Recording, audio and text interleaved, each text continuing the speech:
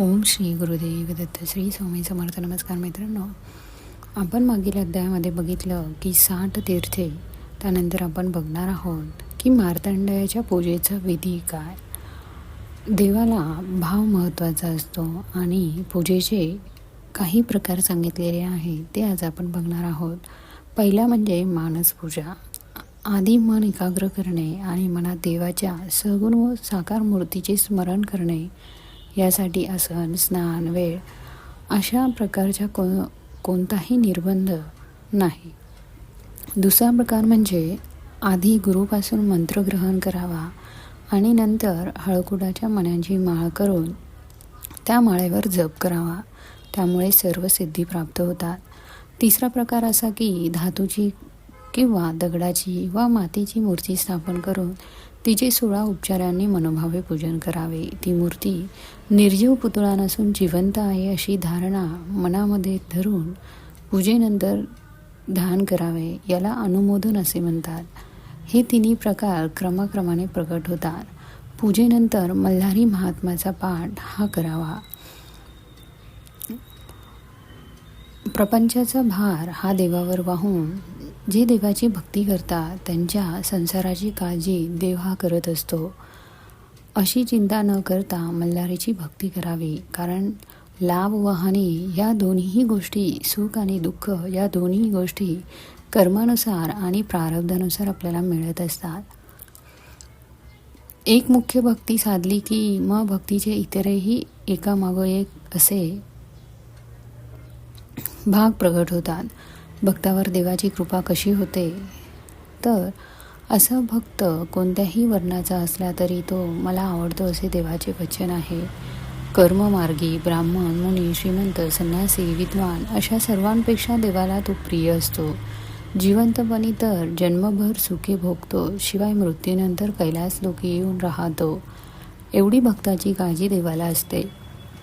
मग त्या भक्ताला कधी ग्रहांची बाधा, मातकांची पीडा, भूताखेतांचा उपद्रव, डाकिनी इत्यादींचा त्रास होत नाही. जंगली अथवा पाळीव प्राण्यांचा देखील त्रास होत नाही. सर्व क्षेत्रात राज्यसभेत त्याला सन्मान मिळतो. वादविवाद करताना तोच विजयी होतो. वैऱ्यांनी जर काही चेटूक, देवस्की करणी असे प्रयोग त्याच्या बाबतीत केले तर त्याचा परस्पर हा नाश होत असतो. माळसापती भक्त अभिमानी असून त्याला भक्तांपेक्षा जास्त प्रिय कुणीच नाही. तो वेदांचा ज्ञाता आहे. याज्ञिक असो की अग्निहोत्री असो, तो म्हणतो, चांडाळाने जरी प्रेमभक्तीने कशीही पूजा केली तरी मला अत्यंत संतोष होतो. मनीभाव नसताना सोने आणि हिरेमाणके जरी कुणी अर्पण केली, भोजन दिले, पंचपक्वान दिले तरी तो सर्व दूर लोटो. पण प्रेमाने मुठभर भंडारा वाहून तो साष्टांग नमस्कार करतो, तो मला गणेश व कार्तिक यांच्याहून जास्त आवडतो. मार्तंड सांगतो की माझा एकनिष्ठ भक्त असूनही एखादा जन्मभर दरिद्री राहतो. अशी जर शंका येत असेल तर त्याचे समाधान असे आहे की पूर्वसंचितापैकी जी प्रारब्ध कर्माची फळे असतात ती भोगल्याशिवाय संपत नाही. पण एका जन्मात प्रारब्ध भोगून झाले की त्या भक्ताची संचित व क्रियामान कर्म पुरेपूर नष्ट होते. पुढच्या जन्मात तो मग श्रीमंत, बुद्धिमान, भाग्यवंत, पत्नी, मुलाबाळांचे तसेच नातवंडाचे सुख भोगवणारा असतो. असे भक्तीचे महात्म्य. मार्तंडेयाच्या पार्थिव पूजेचा विधी. सद्गुरुवार पुढे असे सांगतात की पार्थिव पूजेला आरंभ करण्याआधी ब्राह्मणज्ञानी आणि मार्तंड भक्त अशा गुरुकडून मंत्र दीक्षा घ्यावी. यथाशक्ती गुरुची पूजा करावी. गुरुच्या आज्ञेप्रमाणे मंत्राचे पुनरुच्चार करावे व मंत्र सिद्ध करावे. नंतर सोन्याची, चांदीची, तांब्याची, दगडाची अगर मातीची मूर्ती करावी. ती मूर्ती 2 हातांची तशीच माळसेसहित व मणिमल्लाच्या मस्तकावर घोड्यावर बसलेली असावी. नाहीतर तांत्रिक मूर्ती बनवावी. तिला 4 हात असून तलवार, त्रिशूळ, डमरू व पान मात्र हातात असावे. दोन्ही बाजूंनी म्हाळसा व गंगा असाव्यात. जवळ घोडा, नंदी व कुत्रे असावेत. ओल्या मातीचे लिंग करून ते चौकोनी शाळुंगेवर स्थापन करावे. अशी 2 लिंगे बनवावीत. यापैकी जमेल त्याप्रमाणे मूर्ती अगर लिंगे बनवावी. देवाशेजारी मल्हारी महात्म्याची पोथी ही अवश्य ठेवावी. नंतर गंध, फुले